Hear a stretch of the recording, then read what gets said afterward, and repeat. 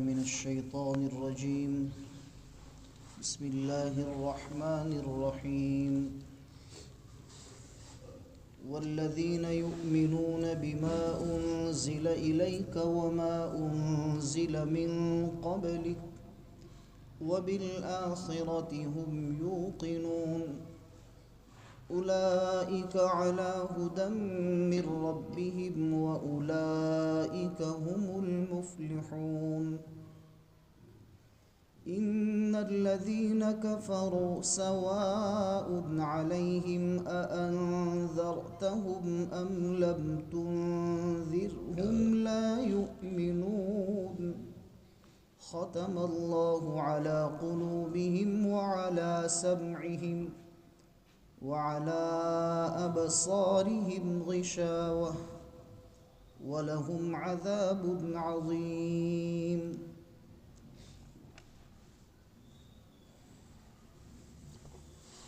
اور متقین وہ لوگ ہیں جو اس کتاب پر ایمان رکھتے ہیں جو آپ کی طرف اتاری گئی، اور ان کتابوں پر بھی ایمان رکھتے ہیں جو آپ سے پہلے انبیاء پر اتاری گئی، اور آخرت پر وہ لوگ یقین رکھتے ہیں۔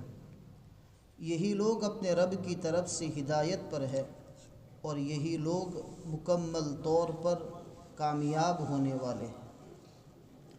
بے شک کہ وہ لوگ کہ جنہوں نے کفر کیا، آپ ان کو ڈراؤ یا نہ ڈراؤ برابر ہے، وہ ایمان نہیں لائیں گے۔ اللہ تبارک و تعالی نے ان کے دلوں پر مہر لگا دی ہے، اور ان کے کانوں پر بھی، اور ان کے آنکھوں پر پردہ پڑا ہوا ہے، اور ان کے لیے بڑا ہی سنگین عذاب ہے۔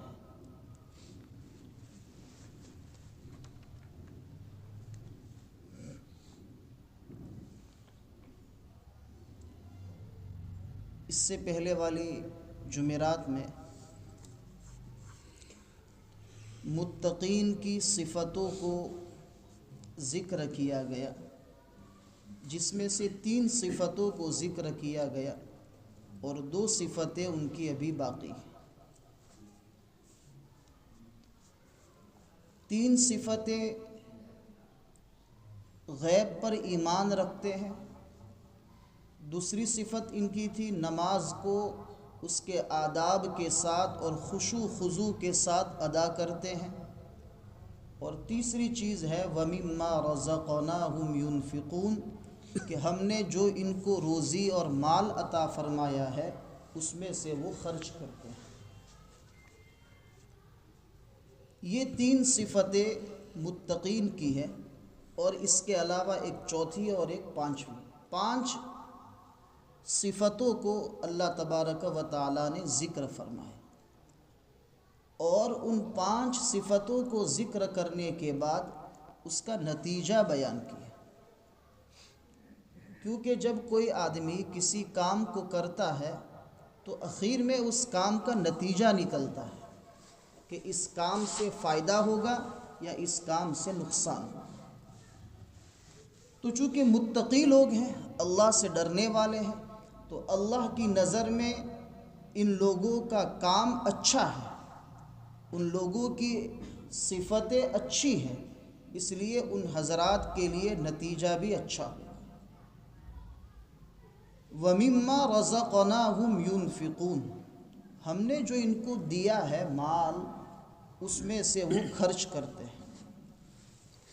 اس کی تفسیر میں لکھا ہے کہ خرچ کرنے سے مراد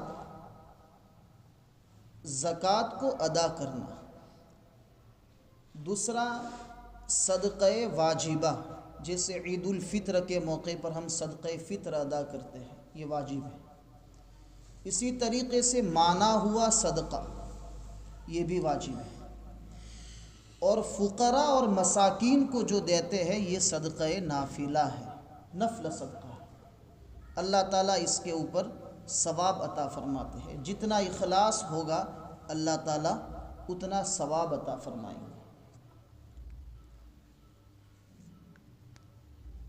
اس سلسلے میں حضرات مفسرین کا کہنا یہ ہے کہ اللہ رب العزت نے مال دیا ہے تو اللہ ہی اس کو خرچ کرنے کا حکم دیتے ہیں۔ اس سے معلوم یہ ہوا کہ ہم ہمارے مال کے مالک نہیں ہیں، اس لیے کہ اگر ہم ہمارے مال کے مالک ہوتے تو ہر وقت وہ مال ہمارے ساتھ ہی رہتا، حتیٰ کہ مرنے کے بعد بھی اس مال کے ہم مالک ہوتے، لیکن ایسا نہیں ہے، بلکہ اس مال کے ہم مالک نہیں بنتے جو ہمارا مال ہے۔ دنیا والے ہر انسان یوں کہتا ہے کہ یہ مال میرا ہے، حقیقت میں وہ مال اس کا نہیں ہے، وہ مال اللہ کی ملک ہے، اللہ کی ملکیت ہے۔ اللہ نے اس شخص کو مال دے کر اس مال کا مینیجر اور محافظ اور نگران بنا دیا ہے کہ یہ مال میں نے آپ کو دیا ہے، آپ اس کی حفاظت کرو جب تک آپ زندہ ہے تب تک، لیکن ان میں سے آپ کو فلاں کام کرنا ہے، فلاں جگہ پر خرچ کرنا ہے، فلاں جگہ پر خرچ کرنا ہے، زکوٰۃ صدقات وغیرہ میں۔ اور اگر آپ کے پاس ضرورت سے زائد جو مال ہے اس میں سے فقراء اور مساکین اور رشتہ دار ان حضرات کی مدد کرنی ہے اور ان کو اس میں سے دینا ہے۔ اس سے معلوم یہ ہوا کہ اللہ کی ملک ہے، اللہ حکم دے سکتے ہیں، ہماری ملکیت ہے نہیں، اس لیے ہم اس کے اوپر جو ہے مکمل طور پر کنٹرول حاصل نہیں ہے، اس لیے ہم اس کے مالک نہیں ہے، بلکہ ہم اس مال کے محافظ اور نگران ہیں۔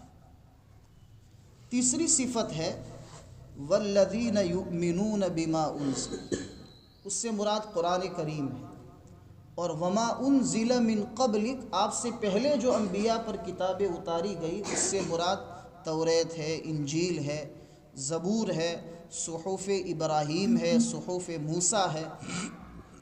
جتنے بھی انبیاء پہلے گزرے ان کے اوپر جو بھی آسمانی کتابیں اللہ نے نازل فرمائی، متقی لوگ ان تمام پر یقین رکھتے ہیں اور ایمان رکھتے ہیں کہ یہ اللہ کی طرف سے کتابیں ہیں۔ بما انزل من قبلک، بما انزل الیک وما انزل من قبلک، اس میں عجیب بات حضرت مفتی شفیع صاحب نور اللہ مرقدہ نے لکھی ہے کہ اس آیت میں یہ معلوم ہوتا ہے کہ نبی کریم صلی اللہ علیہ وسلم آخری نبی ہے۔ کیوں؟ اس لیے کہ اللہ تعالیٰ نے یوں فرمایا بما انزل الیک، جو کتاب آپ پر اتاری گئی ہے اس پر ایمان رکھتے ہیں، اور آپ سے پہلے جو انبیاء پر اتاری گئی اس پر بھی ایمان رکھتے ہیں۔ اس سے معلوم یہ ہوا کہ اگر آپ کے بعد کوئی نبی ہوتا اور اس کے اوپر کوئی آسمانی کتاب نازل ہوتی تو اس کا بھی اللہ تعالیٰ ذکر فرماتے کہ بما انزل الیک ومن بعدک، آپ کے بعد جو کتاب اتاری جائے گی، لیکن من بعدک کا تذکرہ نہیں کیا، معلوم ہوا کہ یہ آخری کتاب ہے اور نبی کریم صلی اللہ علیہ وسلم آخری نبی ہے۔ یہ بیان کرنے کی ضرورت اس لیے پڑی کہ ایک فرقہ وجود میں آیا ہے جس کو قادیانی فرقہ کہتے ہیں، فرقہ قادیانیت۔ ان لوگوں کا عقیدہ یہ ہے کہ نبی کریم صلی اللہ علیہ وسلم آخری نبی نہیں ہے، بلکہ ان کے بعد بھی نبوت کا سلسلہ شروع ہے۔ اور پنجاب میں ایک شخص جس کا نام تھا مرزا غلام احمد قادیانی، اس نے نبوت کا دعویٰ کیا انگریز کے زمانے میں، اور ہندوستان کے مسلمانوں کا جو اسلامی ماحول تھا اس نے زہر آلود کر دیا اور بہت نقصان کیا اس نے مسلمانوں کو۔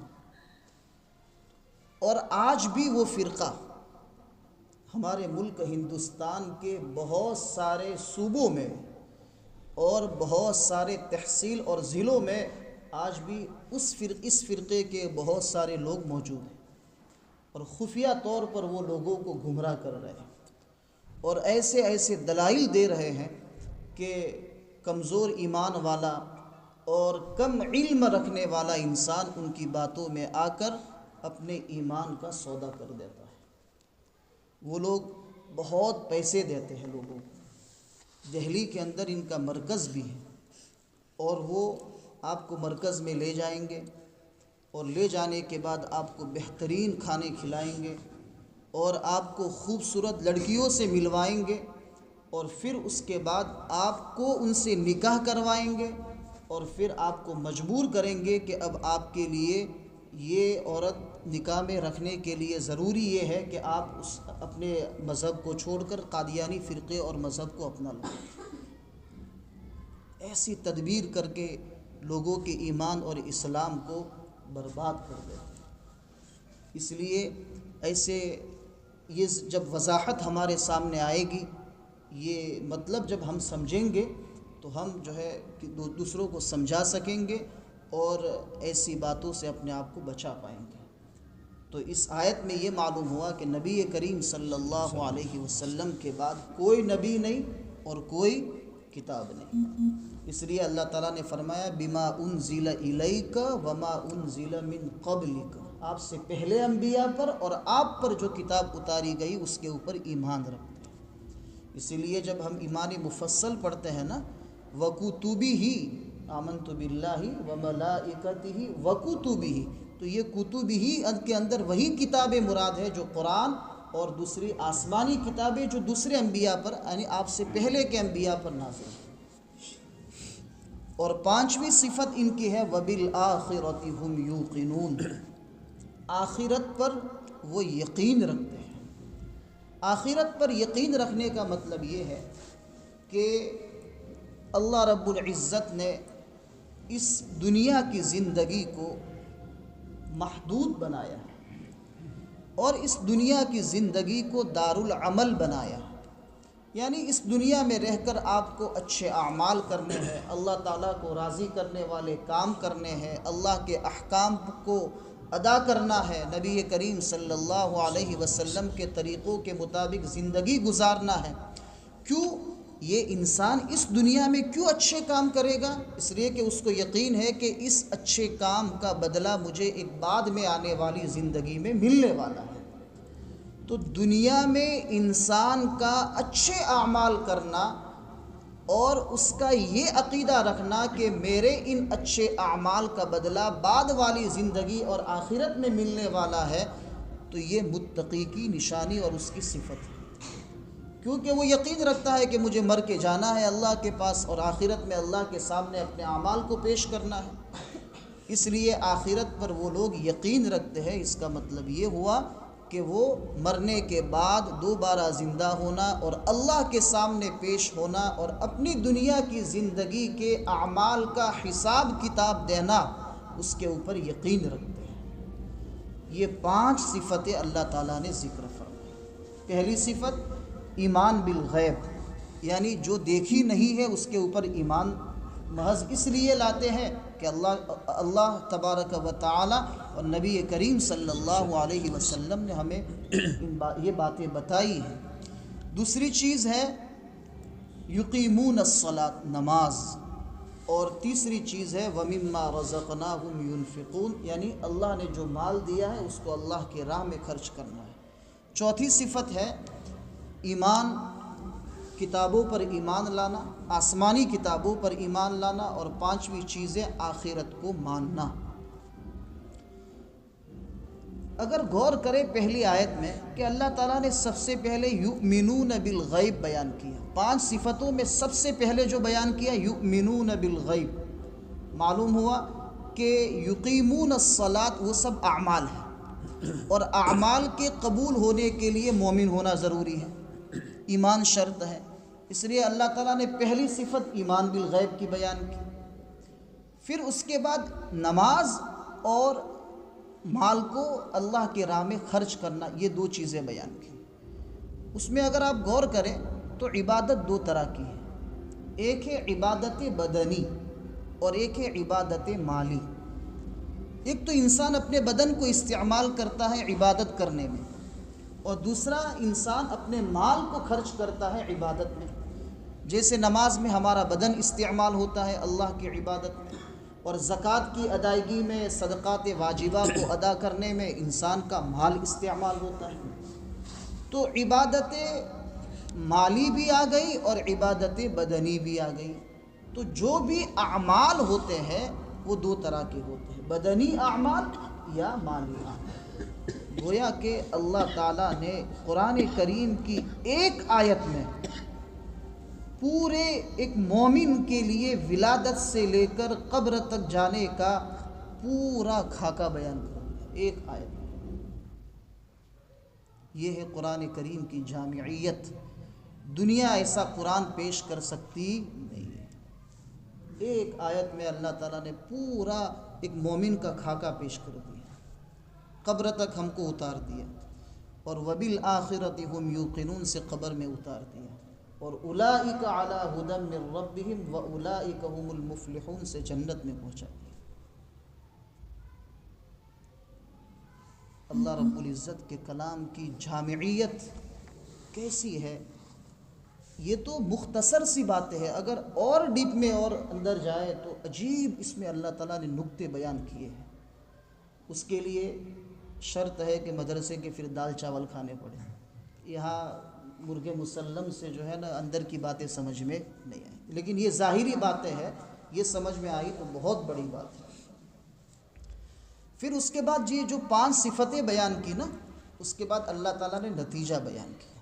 اللہ تعالیٰ نے فرمایا یہ لوگ جو ہے نا جو ان اعمال کو بجا لاتے ہیں، یہ اعمال کرتے ہیں، تو یہ اپنے رب کی طرف سے ہدایت پر ہے، یعنی سیدھے راستے پر ہے، اور اللہ ان کا حامی اور ان کا مددگار ہے۔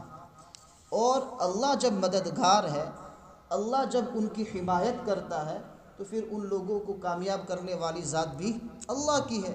تو اللہ نے سنا دیا کہ وَأُولَئِكَ هُمُ الْمُفْلِحُونَ۔ دیکھو عربی کا ایک اصول ہے، ایک تو وَأُولَئِكَ مُفْلِحُونَ ایسا آنا چاہیے، وہ لوگ کامیاب ہیں، لیکن ہم بھی لائے بیچ میں، ہم المفلحون، اس میں تاکید پیدا ہو گئی کہ وہی لوگ کامیاب ہیں۔ پھر المفلحون پر الف لام لائے تو یہ تیسری تاکید پیدا ہو گئی، یعنی اس کا مطلب یہ کہ یہ لوگ پورے کے پورے کامیاب ہیں، پورے کے پورے یہ لوگ کامیاب ہیں۔ اس لیے میں نے ترجمے میں یہ کہا کہ یہی لوگ مکمل فلاح اور کامیاب ہونے والے ہیں، بلکہ کامیاب ہے یعنی ہو گئے۔ جن لوگوں میں یہ 5 صفتیں ہیں، یوں سمجھو کہ اللہ تعالیٰ نے ان کو کامیابی کا پروانہ دے دیا۔ بس اتنی فکر کرو کہ اللہ ایمان کے ساتھ دنیا سے اٹھائے۔ اس کے لیے ہمیں ایک دعا پڑھنے کی ضرورت ہے، اللہم احسن عاقبتنا فی الامور کلہا واجرنا من خزی الدنیا وعذاب الآخرہ، اور یا حی یا قیوم برحمتک استغیث۔ پھر کبھی اس کی وجہ میں بیان کروں گا آگے۔ یہ تو مومنین کا ذکر ہے، پکے مومنین کا ذکر۔ پھر اس کے بعد کفار کا ذکر کیا جو پکے کافر ہیں، اور اس کے بعد وَمِنَ النَّاسِ جو دوسرا رکوع شروع ہوتا ہے، وہاں سے تقریباً 18 آیتیں ایسی ہے کہ جس میں منافقین کا ذکر کیا۔ تو کفار جو پکے کافر ہیں، جیسے ابو جہل ہے، ابو لہب ہے، عقبہ ابن ابی معیط ہے، امیہ بن خلف الجمحی ہے، ولید ابن مغیرہ ہے، نضر ابن الحارث ہے، یہ پکے کافر ہیں۔ اللہ تعالیٰ نے وحی کے ذریعے سے نبی کریم صلی اللہ علیہ وسلم کو بتا دیا تھا کہ یہ لوگ ایمان نہیں لائیں۔ تو ایسے جو کافر ہے کہ اللہ رب العزت نے ان کی تقدیر میں کفر پر موت لکھ دی ہے، تو ایسے لوگوں کو چاہے تم ایمان کی باتیں بتاؤ یا نہ بتاؤ، وہ کسی بھی حال میں ایمان نہیں لائیں گے۔ حضرت نوح علیہ السلام نے بہت محنت کی اپنی قوم پر، بہت محنت کی، لیکن دیکھا کہ یہ لوگ حضرت نوح علیہ السلام کی بات کو ماننے کے لیے تیار نہیں ہے، بلکہ اوپر سے آپ کو تکلیفیں زیادہ پہنچاتے ہیں۔ تو اللہ رب العزت نے وحی فرمائی حضرت نوح علیہ السلام پر، وَأُوحِيَ إِلَىٰ نُوحٍ أَنَّهُ لَن يُؤْمِنَ مِن قَوْمِكَ إِلَّا مَن قَدْ آمَنَ۔ نوح، یہ جو آپ کی قوم ہے اس میں سے کوئی اب ایمان لانے والا نہیں ہے، جتنے 80-83 لا چکے ہیں ان کے علاوہ اور 84واں نہیں ہوگا۔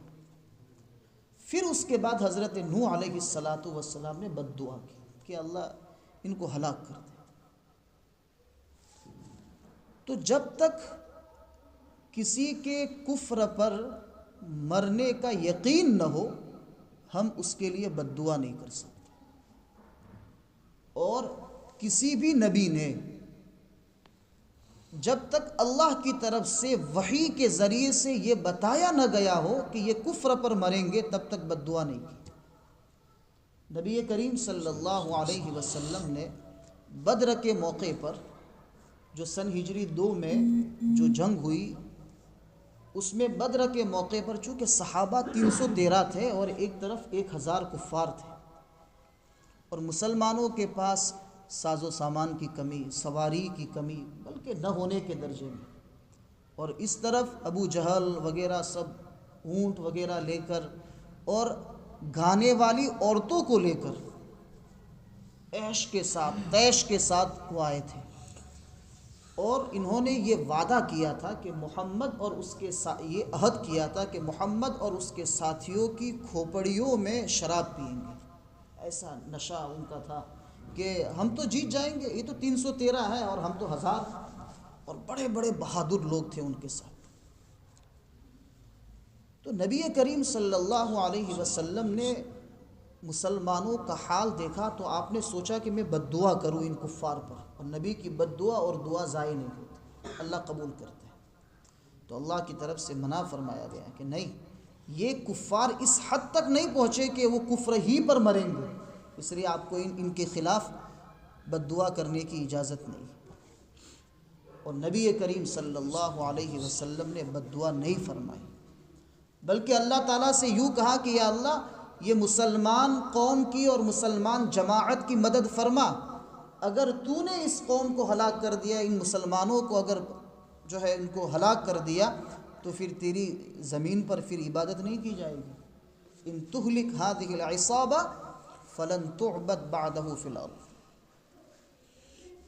تو اللہ کے رسول صلی اللہ علیہ وسلم نے کفار پر بد دعا پھر نہیں فرمائی، کیونکہ ان کا کفر اس درجے کا نہیں تھا کہ جو ہم پھر کفر ہی پر مرے ہوں، اتنے کٹر کفر میں نہیں ہوئے تھے۔ اور قربان جائیے کہ نبی کریم صلی اللہ علیہ وسلم نے بد دعا نہیں فرمائی، اور اس میں سے کتنے صحابہ بن کے جو ہے مومن، کتنے مومن صحابہ بنے، اور انہوں نے اسلام کو جو جس مقام تک پہنچایا اپنی قربانیوں کی وجہ سے، اس کی مثال جو ہے ہماری ایک صدی بھی پیش نہیں کر سکتی، ان کے ایک شخص کی ایک مثال ہماری پوری صدیاں مل کر نہیں پیش کر سکتی۔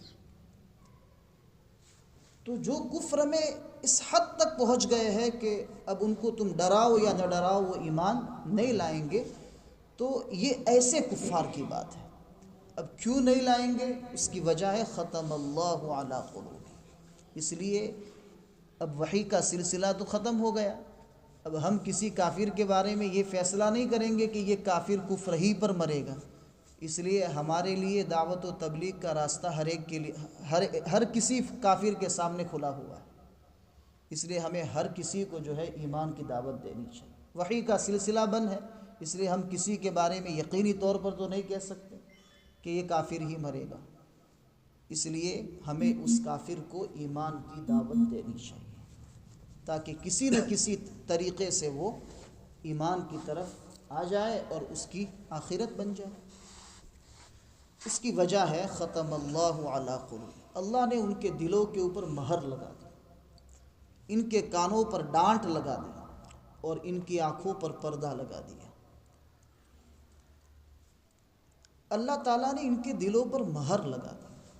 اس کو سمجھنے کے لیے تھوڑی دیر کے لیے ہم یہ تصور کریں کہ ایک کافر ہے، آج ہی سبق میں شام کی پہلی گھنٹی میں اسکول میں ایک ماسٹر صاحب ہے جو غیر مسلم ہے، پڑھاتے ہیں مدرسے میں 10ویں میں۔ تو میں نے ان سے پوچھا، چونکہ میں نے مطالعہ کیا تھا اس کا، تو میں نے ان سے پوچھا کہ ماسٹر صاحب آپ یہ جو کتنے معبودوں کو اور کتنے بتوں کو مانتے ہو؟ تو کہا کہ میں تو 33 کے 33 کروڑ پورے سب کو مانتا ہوں۔ تو میں نے ان سے پوچھا کہ اتنے سارے بھگوان بنا لیے آپ نے، تھوڑے کم کرو۔ تو کہا کہ نہیں، اب جو مانتے ہیں وہ تو ماننا ہی پڑے گا۔ پھر میں نے ان سے پوچھا کہ آپ کو پیدا کس نے کیا؟ آپ کی جو اولاد ہے ان کو پیدا کون کرتا ہے؟ تو انہوں نے کہا کہ وہ تو ایشور ہے، یعنی اللہ تعالیٰ کرتے ہیں۔ اپنی زبان میں کہا انہوں نے، اللہ تعالیٰ کرتے ہیں۔ تو میں نے کہا جو پیدا کرتا ہے ہم اس کی عبادت کیوں نہ کریں، اس کی پوجا کیوں نہ کریں؟ تو انہوں نے کہا کہ بس پہلے سے یہ ایسا چلا آ رہا ہے، اس لیے ہم تو کرتے رہتے ہیں۔ حالانکہ وہ یہ سمجھتے ہیں کہ ان کو پیدا کرنے والا، ان کی اولاد کو پیدا کرنے والا اللہ تعالیٰ ہے، ان کو کھلانے والا، ان کو پلانے والا اللہ تعالیٰ ہے، ان کو موت دینے والا اللہ تعالیٰ ہے، سب کچھ سمجھتے ہیں۔ لیکن اس کے باوجود بھی جب ایمان لانے کی بات کہتے ہیں تو کہتے ہیں کہ نہیں، ہم تو فلاں فلاں کو مانتے ہیں۔ تو کیا یہ ان کے دلوں پر مہر نہیں ہے کہ اتنی آسان سی بات ہے اللہ کو سمجھنے کے لیے، پھر بھی ان کو سمجھ میں نہیں آتا؟ تو یہ ان کے دلوں پر یوں سمجھو کہ سمجھ جو اللہ تعالیٰ نے رکھی ہے اس کے اوپر مہر لگا دی۔ ان کی کانوں کے اوپر بہت ساری دین کی باتیں آتی ہے، لیکن وہ ٹکرا کے چلی جاتی ہے، اترتی نہیں۔ وہ اپنی آنکھوں سے بہت ساری ایسی نشانیاں دیکھتے ہیں، بارش کا اترنا، آسمان کا بغیر ستون کے کھڑا ہونا، زمین کا لمبا چوڑا دنیا کا نظام، انسانوں کی موتیں۔ وہ یقین بھی رکھتے ہیں کہ یہ سب کچھ اللہ نے بنایا ہے، لیکن جب اللہ کو ماننے کی بات آتی ہے تو وہ کہتے ہیں کہ نہیں، ہم تو ان بتوں کو مانیں گے جن کی ہم پہلے سے پوجا کرتے ہیں۔ تو یہ ان کی آنکھوں پر پردہ ہے۔ قرآن کریم نے ایک جگہ پر تو یوں فرمایا کہ ان کے دل ہے، لہم قلوب لا یفقہون بہا، ان کی آنکھیں تو ہے، لہم اعین لا یبصرون بہا، ولہم آذان، ان کے کان تو ہیں لیکن لا یسمعون بہا، سنتے نہیں ہیں۔ ان کی آنکھیں ہیں لیکن دیکھتے نہیں ہیں۔ کون سا دیکھنا؟ ایمانی، جو اللہ تعالیٰ کی وحدانیت پر دلالت کرے، وہ چیز ان کو نظر نہیں آتی۔ اس کی وجہ یہ ہے کہ ختم اللہ علی قلوب۔ دنیا میں یہ جو مان لو کہ یہ جو لائٹ ہے اس کے اندر جو اجالا پیدا ہوا، جس سوئچ سے اس کا کانٹیکٹ ہے، یہ سمجھنا تھوڑا مشکل ہوگا، لیکن اللہ کے ایک ہونے کو سمجھنا آسان ہے۔ اگر دلائل کے ذریعے سے اللہ کے ایک ہونے کو ثابت کیا جائے اور لائٹ کے سوئچ سے کنیکشن کو اگر دلائل سے ثابت کیا جائے تو اللہ کے ایک ہونے کو سمجھنا عقلاً آسان ہے۔ لیکن پھر بھی وہ اللہ کو نہیں مانتے اور اس کو مانتے ہیں۔ معلوم ہوا کہ یہ اللہ نے ان کے دلوں پر مہر لگا دی۔ اللہ تعالیٰ ہمارے دلوں کو ایمان کے لیے اور اسلام کے لیے کھول دے۔ اللہ تعالیٰ کا بہت بڑا انعام ہے۔ افمن شرح اللہ صدرہ ولہم عذاب عظیم۔ جب کفر میں پکے ہو گئے، کفر پر موت ان کی یقینی ہو گئی اور اللہ نے ان کے دلوں کے اوپر تالے لگا دیے کہ وہ ایمان اور حق بات کو سمجھے، پھر اللہ تعالیٰ جو ہے بعد میں جب آخرت میں اللہ تعالیٰ کے پاس جائیں گے تو اللہ تعالیٰ ان کو دردناک عذاب دیں گے۔ کیسا عذاب دیں گے اس کا ذکر اللہ تعالیٰ نے مختلف جگہوں پر اور بہت سنگین ان کے عذابات کو ذکر کیا ہے۔ ان کا پینا کیسا ہوگا، ان کا کھانا کیسا ہوگا، اللہ حفاظت فرمائے۔ تو یہ کفار کا ذکر تھا۔ پھر آگے جو ہے منافقین کا ذکر ہے۔ اب منافقین دو طرح کے ہیں، انشاءاللہ آئندہ جمعرات کو۔ اللہ تعالی ہمارے دلوں کو قرآن کی برکت سے منور فرمائے، جنت الفردوس میں اعلیٰ مقام نصیب فرمائے، جہنم سے ہماری اور پوری امت مسلمہ کی حفاظت فرمائے، کفر سے، شرک سے، نفاق سے اللہ تعالی ہماری اور پوری امت کی حفاظت فرمائے۔ سبحان ربک رب العزت